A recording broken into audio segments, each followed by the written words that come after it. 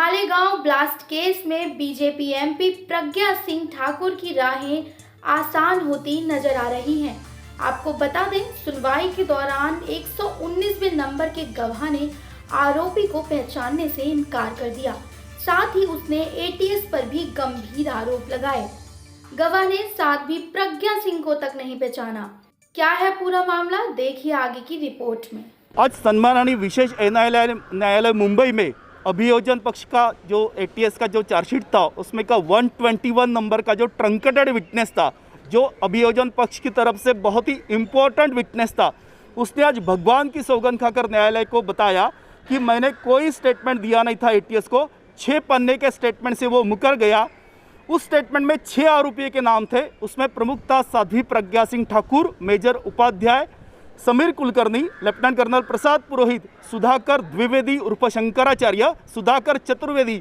इन 6 आरोपियों में से मैं केवल और केवल प्रसाद पुरोहित पचपड़ी में जब मैं आर्मी में ड्यूटी करता था तो मेरे बगल में रहता था, इसलिए मैं उसको पहचानता हूँ। बाकी किसी आरोपी को मैं कभी मिला नहीं, ना मैं उनको पहचानता हूँ, ना ही मैं कभी अभिनव भारत के किसी मीटिंग में गया। ये भी आज उसने भगवान की सौगंध खाकर कहा। साथ ही बचाव पक्ष के वकील ने जब उनसे सवाल किया तो उसने कहा कि एटीएस के अधिकारियों ने मुझे प्रेशर दिया, मुझे हरेसमेंट किया कि मैं अगर उनके मुताबिक अगर स्टेटमेंट नहीं देता हूं तो तुमको ऑर्थर जेल में हम तेरे को डालेंगे, तुम्हारी ज़िंदगी बर्बाद करेंगे। ऐसा उसने आज भगवान की सौगंध खाकर कहा। यह अभियोजन पक्ष का 19वां साक्षीदार आज हॉस्टाइल डिक्लेयर किया है स्पेशल एनआई कोर्ट ने।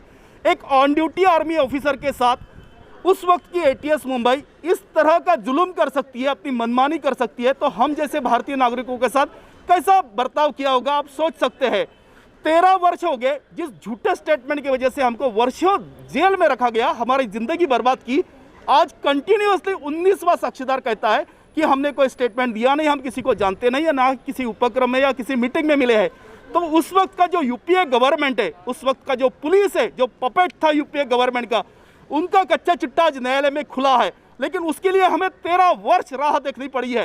एक आर्मी ऑफिसर, एक कर्नल, ऑन ड्यूटी कर्नल के साथ एटीएस ने ऐसा बर्ताव किया है।